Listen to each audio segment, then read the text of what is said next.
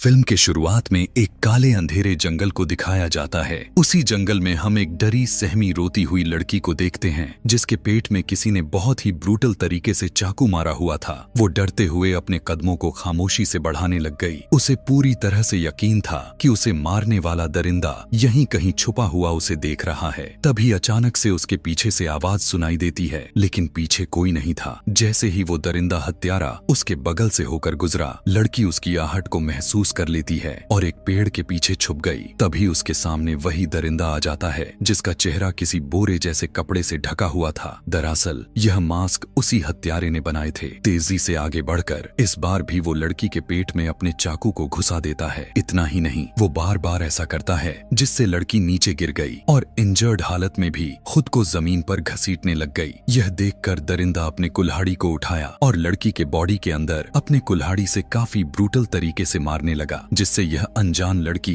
बेचारी वहीं पर मर जाती है। यहीं से सीन शिफ्ट करके हमें कुछ दोस्तों को दिखाया जाता है जिनमें दो लड़कियां उसी जंगल में कैंपिंग करने के लिए जा रही थीं। रास्ते में चलते हुए पामेला नाम की लड़की अपनी दोस्त को इस ट्रिप पर आने के लिए शुक्रिया करती है, क्योंकि इस ट्रिप पर निकलने के लिए उसी का प्लान था। उसी बीच उन्हीं का दोस्त क्रिस्टी और मार्क दोनों उसी जंगल में आ जाते हैं। इनका लास्ट दोस्त जिसे आने में काफी देर हो चुकी थी, इसीलिए पामेला उसे कॉल करके उसके बारे में पूछती है तो वो साइकिल चलाते हुए वो उसे जल्द पहुंचने को कहा और अपने सफर को जारी करता रहा। जंगल में चलते हुए उसी जंगल में मार्क एक कपल को देखता है जो इन्हीं की तरह कैंपिंग कर रहे थे। उसे इग्नोर करके चारों दोस्त आगे तो बढ़ गए, लेकिन उसी कपल में से आदमी हल्का होने के लिए थोड़ा दूर चला जाता है। यहाँ उसकी चलने से साफ पता चल रहा था कि वो काफी नशे में है कि तभी उसी दौरान उसे किसी लड़की की जोर से चिल्लाने की आवाज सुनाई देती है। यह सुनकर आदमी पहले तो उसे इग्नोर करता है, लेकिन जब उसी तरह की आवाज इस बार उससे भी ज्यादा जोर से सुनाई दी तो तब उसे अपनी वाइफ जेसी की फिक्र होने लगा।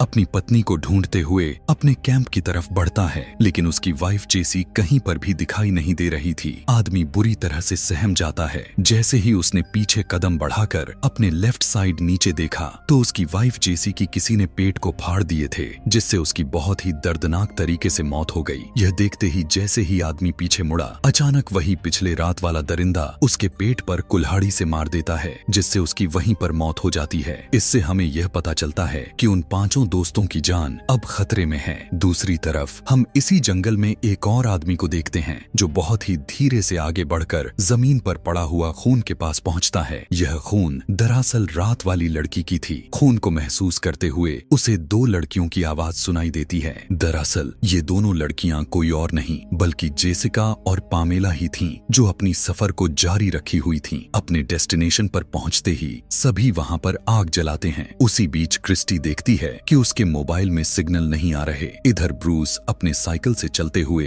अपने दोस्तों के काफी करीब आ चुका था, लेकिन तभी अचानक एक मोटी सी चेन उसके रास्ते में आ जाती है, जिसकी वजह से उसका बैलेंस बिगड़ा और नीचे गिर गया। ब्रूस काफी धीमी आवाज में कराहने लगा, क्योंकि काफी जोर से उसके चेस्ट में चोट आई थी। ब्रूस उठकर यह देखने की कोशिश की आखिर किसने इतनी गिरी हुई हरकत की, लेकिन इधर उधर जंगल में कोई भी नहीं दिख रहा था। ब्रूस को एहसास हो गया था कि उसे कोई छुप कर देख रहा है। अचानक एक आवाज उसे डरा देती है, लेकिन उधर कोई भी नहीं था। उसी टाइम हम देखते हैं कि हत्यारा उसके पीछे आ चुका है। इस बात की भनक ब्रूस को लग चुकी थी, इसीलिए जैसे ही उसने पीछे मुड़ा, दरिंदा उसके चेहरे पर वार करके नीचे गिरा दिया। इधर अब ब्रूस को आने में काफी ज्यादा ही लेट हो चुकी थी, इसीलिए पामेला को उसकी फिक्र होने लग जाती है। जैसे ही उसने कॉल लगाया तो ब्रूस का रिंगटोन उसके ठीक करीब ही कहीं बजती हुई दिखाई दी। पास जाने पर ब्रूस का फोन नीचे गिरा हुआ मिल जाता है। यह देखकर पामेला काफी सोच में पड़ गई कि उसकी मोबाइल जंगल के बीच कैसे उसी फोन को अपने बाकी दोस्तों को दिखाती है, लेकिन उसके दोस्त ऐसी चीज को इग्नोर करने लग गए, क्योंकि उन्हें लग रहा था कि ब्रूस पहले इसी रास्ते गुजरा होगा, जिससे उसकी मोबाइल यहीं पर गिर गई। लेकिन पामेला का दिल कुछ और ही कहने लग चुका था। रात में कैंप फायर के दौरान क्रिस्टी अपने दोस्तों को एक कहानी सुनाने लगी। उसने बताया कि आज से 20 साल पहले इसी जंगल के अंदर फार्म में एक छोटा सा परिवार रहता था। एक कपल और 2 बच्चे रहते थे, लेकिन अचानक एक दिन कपल में से आदमी का दिमाग ही खराब हो गया और वो पागल होकर खुद अपने ही पत्नी को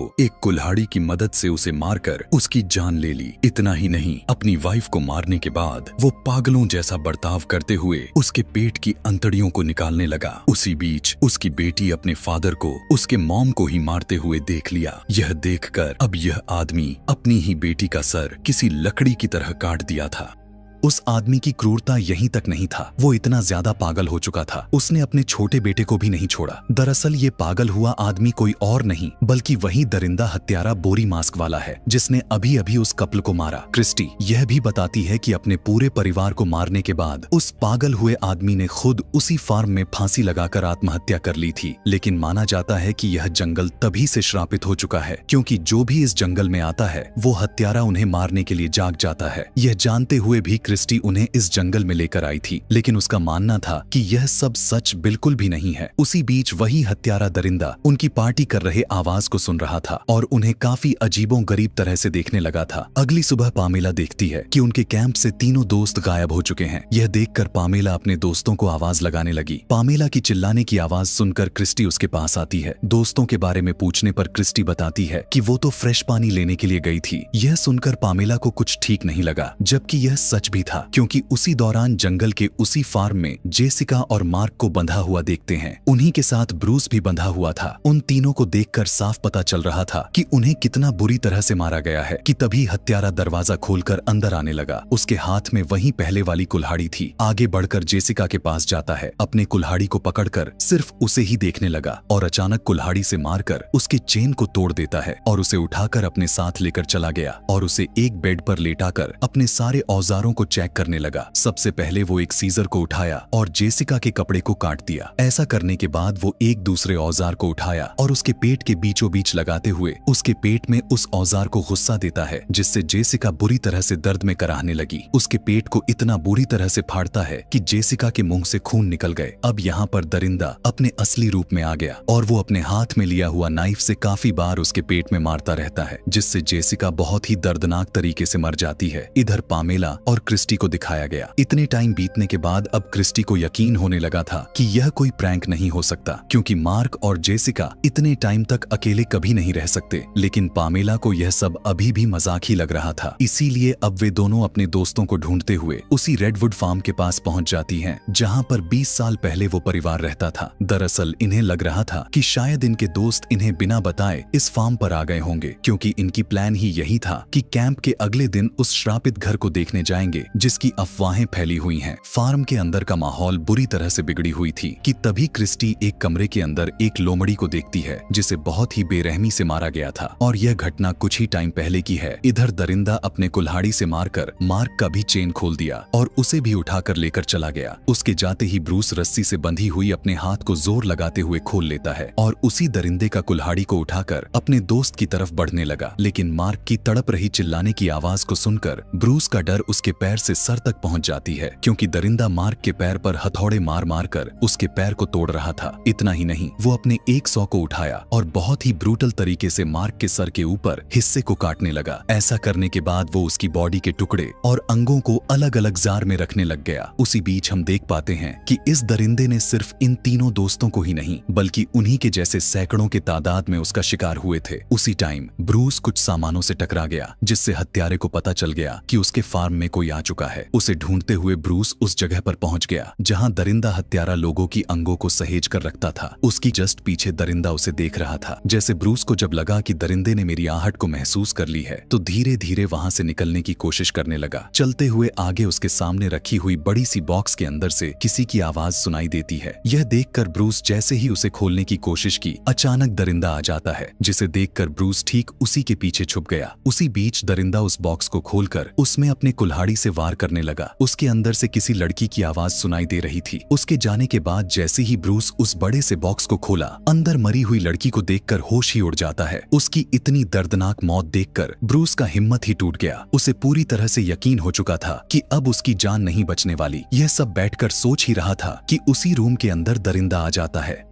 चलते हुए दरिंदा पीछे की गैलरी से गुजरा। मौका देखकर ब्रूस वहां से भागने की कोशिश करता है, मगर तभी उसने देखा कि सामने से एक बड़ी सी दीवार खड़ी है, यानी दरिंदा हत्यारा। यह सारा कुछ उसके लिए ट्रैप लगा रहा था। अब सबसे पहले दरिंदा अपने कुल्हाड़ी को जमीन पर फेंकता है और दौड़कर सीधा ब्रूस के चेहरे पर वार कर दिया। उसे इतनी दर्दनाक तरीके से मारा कि पलक झपकते ही नीचे गिर गया। इधर क्रिस्टी और पामेला दोनों को अपने दोस्तों का इंतजार सीमा से बाहर जा रहा था। इसीलिए मन को हल्का करने के लिए पामेला फार्म से बाहर निकल आती है और अंदर क्रिस्टी को फार्म के अंदर कुछ चलने की आवाज सुनाई देने लग गई। उसे लगा कि उसके दोस्त मजाक कर रहे हैं, इसीलिए वो अंदर जाने लगी और मार्क को बुलाने लगी, क्योंकि उसे लग रहा था कि यह आवाज मार्क की है। लेकिन उसकी आवाज दरिंदे ने सुन लिया था और जैसे ही क्रिस्टी दरवाजे पर जाकर आवाज लगाया, अचानक दरिंदा दरवाजा खोलकर उसके सामने आ गया और अपने कुल्हाड़ी से उस पर वार कर दिया। खुद को बचाते हुए क्रिस्टी दूसरे वाले दरवाजे को बंद कर देती है और एक कोने में जाकर छुप गई। दरिंदा अपनी कुल्हाड़ी लेकर उसे खोजने लगा। जब क्रिस्टी उसे कहीं पर भी नहीं दिखाई देती तो वो वहां से चला जाता है, जिसके जाते ही जैसे ही क्रिस्टी बाहर निकली, दरिंदा कोने से निकलकर सीधा उसके गले को पकड़ लेता है और एक बड़े से हथियार को उसके पेट में स्टैब कर दिया। इतना ही नहीं, वो उसके पेट के सारे अंतड़ियों को नोच नोच कर फेंकने लग जाता है। उसकी चिल्लाने की आवाज सुनकर पामेला अंदर चली गई, जबकि उसकी यही सबसे बड़ी गलती थी। आगे बढ़कर उसने देखा कि दरिंदा क्रिस्टी की डेड बॉडी को ठिकाने लगा रहा था। यह देखने के बाद उसका होश ही उड़ जाता है। उसी टाइम उसने जब दोबारा से देखने की कोशिश की तो दरिंदा क्रिस्टी के पैर को काटकर अलग कर रहा था। उसी टाइम अचानक दरिंदा उसकी सांसों को सुन लिया और बहुत ही धीरे से उसकी तरफ बढ़ने लगा। लेकिन उसकी किस्मत अच्छी थी कि दरिंदा और भी आगे नहीं आता और वहां से चला गया कि तभी उसी टाइम किसी ने उसके सर पर गन रखकर उसे पॉइंट पर ले लेता है। दरअसल यह वही आदमी है जो जंगल के बीच उस खून का पीछा कर रहा था और वो खून किसी और का नहीं बल्कि उसी लड़की की थी, यानी उस रात में अकेली लड़की जो पूरी तरह से घायल के हालात में दरिंदे से मारी गई थी, यानी वही सीन जो हमने मूवी के शुरू होते ही देखा था। यह आदमी कोई और नहीं बल्कि उसी रात वाली लड़की का डैड है और अपनी बेटी का बदला लेने के लिए दरिंदे को ढूंढते हुए उसके फार्म तक पहुंच चुका है। यहाँ आदमी पामेला को बताता है कि वही दरिंदा है जिसने 20 साल पहले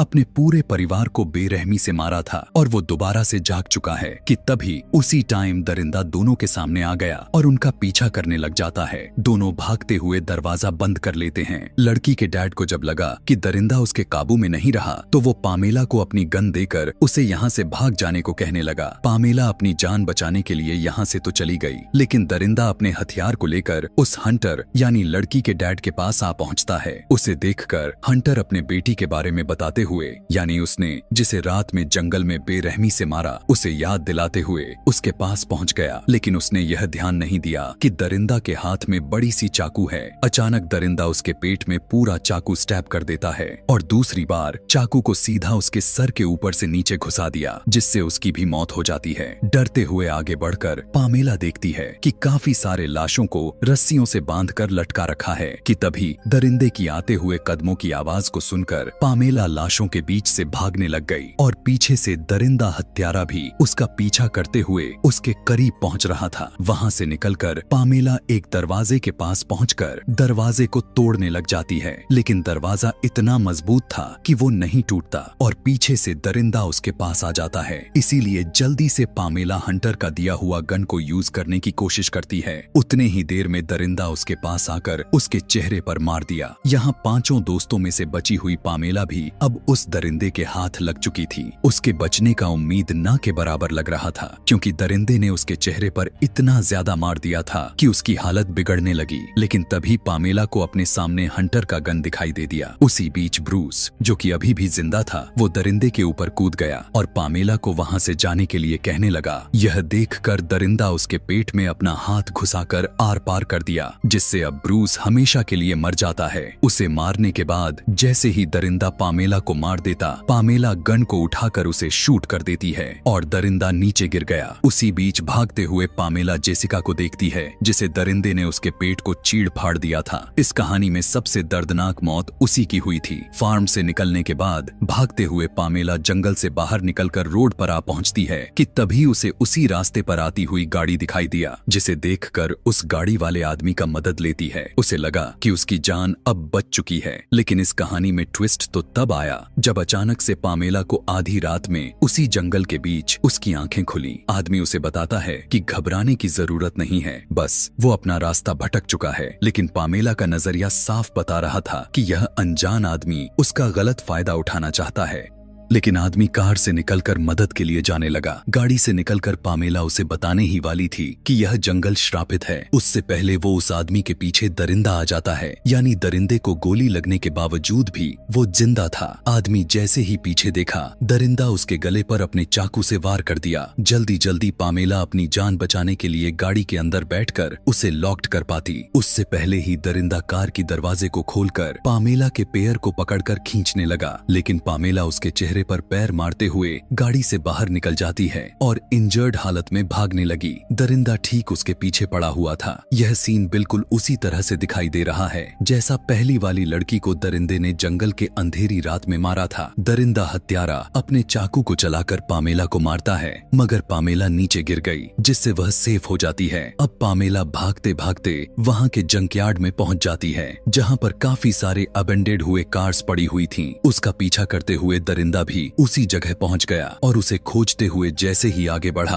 पामेला उसके पीछे आकर उस पर वार कर देती है। यहाँ पामेला उसे काफी ज्यादा ही मार दिया था, जिससे अब दरिंदा नीचे गिर गया। लेकिन उसी टाइम दरिंदा अपने चाकू से उसके पैर पर मारकर उसे इंजर्ड कर देता है। अब पामेला उस दरिंदे को हमेशा से खत्म करने के लिए अपने पीछे खड़े हुए क्रेन पर चढ़कर उसे स्टार्ट कर देती है और उसी जंकयार्ड से एक बड़ी सी कार को उठाकर सीधा दरिंदे के ऊपर पटक दिया, जिससे अब दरिंदा उसी के नीचे दबकर मारा जाता है। लेकिन सोचने वाली बात यह है कि पामेला ने पहली गोली सीधा उसके चेस्ट में मारा था। उस हिसाब से दरिंदे का बचना ना के बराबर होना चाहिए। तो क्या इस बार भी दरिंदा मर गया होगा? इसी चीज को जानने के लिए हम इस मूवी के दूसरे पार्ट यानी पार्ट 2 को भी बहुत ही जल्द देखने वाले हैं। इस कहानी का दूसरा पार्ट देखने के लिए नीचे कमेंट में पार्ट 2 लिखना बिल्कुल भी ना भूलें। Thanks for watching.